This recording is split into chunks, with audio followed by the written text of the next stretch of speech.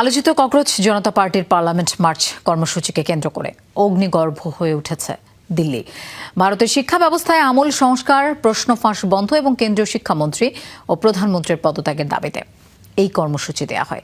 এ সময় আন্দোলনরতদের উপর লাঠিচার্জ এবং টিয়ার গ্যাস ছোড়ে পুলিশ। আটক করা হয় বেশ কয়েকজনকে। আহত হয়েছে বহু মানুষ। এদিকে এই কর্মসূচিতে সংহতি জানিয়ে যোগ দেয় ভারতের বিরোধী রাজনৈতিক দলগুলো।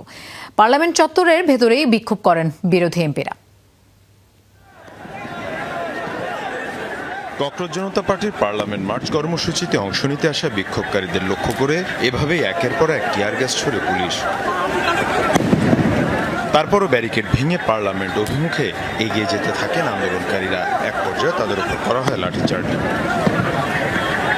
সোমবার ভোর থেকেই দিল্লির ঐতিহাসিক যন্তর মন্তর যেন পরিণত হয় হাজারো শিক্ষার্থী এবং তরুণের মিলন মেলায়। ভারতের বিভিন্ন প্রান্ত থেকে আসা আন্দোলনকারীরা শিক্ষা ব্যবস্থার সংস্কার, প্রশ্ন ফাঁসের বিচার এবং কেন্দ্রীয় শিক্ষামন্ত্রী ও প্রধানমন্ত্রীর পদত্যাগের দাবিতে স্লোগানে মুখর করে তোলেন পুরো এলাকা।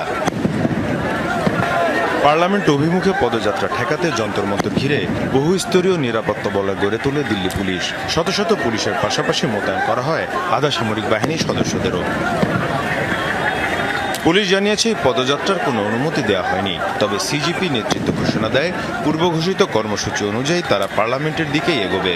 আন্দোলনের উদ্যোক্তাদের দাবি এটি কোনো দলীয় কর্মসূচি নয়, বরং শিক্ষার্থীদের ভবিষ্যৎ রক্ষার আন্দোলন।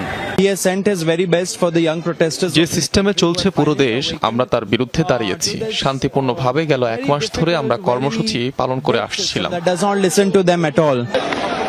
এদিকে আন্দোলনের সংহতি জানিয়ে এতে অংশ নেয় ভারতের বিরোধী রাজনৈতিক দলগুলো। পার্লামেন্ট চত্বরেই বিক্ষোভ করেন বিরোধী এমপিরা।